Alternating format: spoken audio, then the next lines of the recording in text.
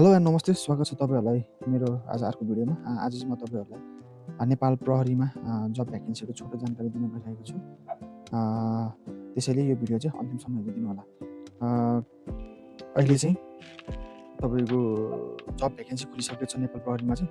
प्रहरी निरीक्षकमा तपाईँको जम्मा गरेर 21 जना र प्रहरी सहायक निरीक्षकमा गरेर जम्मा गरेर 438 जनाको चाहिँ जब भ्याकेन्सी खोलेको छ। त्यसमा खुल्लामा प्रहरी निरीक्षकको 12 छ भने यसै गरी महिला आदिवासी जनजाति, मधेसी, दलित र पिछडिएका गरेर यसरी 21 पुगेको छ भने प्रहरी सहायक निरीक्षकमा चाहिँ खुल्लामा 236 र अमर अशक्त प्रहरी परिवार महिला, आदिवासी जनजाति, मधेसी, दलित र पिछडिएको क्षेत्र गरेर चाहिँ जम्मा माग पद सङ्ख्या चाहिँ 438 रहेको छ। र दस्ताखत गर्ने मिति चाहिँ प्रहरी निरीक्षकको 2082 पुस 6 गतेदेखि 2082 10 महिना 5 गतेसम्म रहेको छ भने प्रहरी सहायक निरीक्षकको चाहिँ 2082 पुस 9 गतेदेखि 2082 माघ 8 गतेसम्म चाहिँ दस्ताखत गर्ने मिति रहेको छ।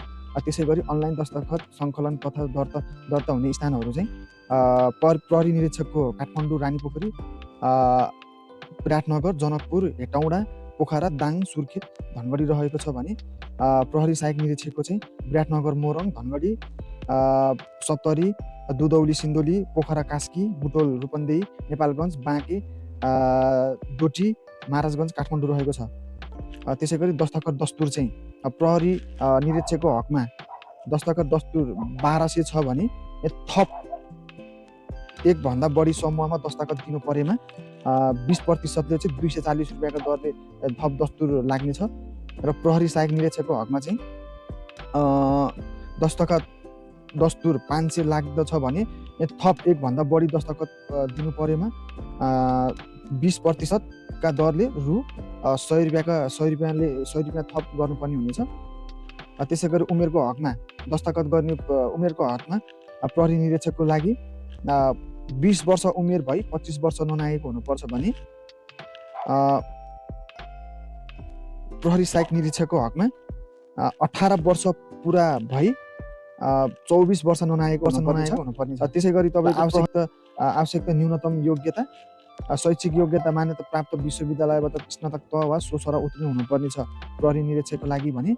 र पुरुषको उचाइ कम्तीमा 5 फिट 2 इन्च हुनुपर्ने छ भने छातीमा 31 देखि 33 र तौलमा 50 केजी हुनुपर्ने छ।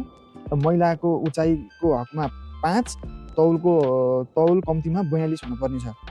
र त्यसै गरी प्रहरी सहायक निरीक्षकको हकमा र प्रहरी निरीक्षकको हकमा चाहिँ उमेर पुरुषको उचाइ, महिलाको उचाइ, छाती सबै चाहिँ एउटै हुनुपर्ने छ।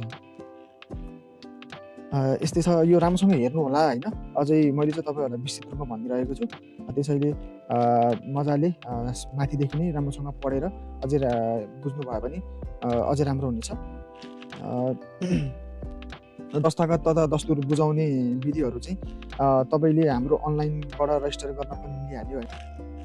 परीक्षा विधि अनुसारले चाहिँ तपाईँको लोकसेवाले लिनेछ।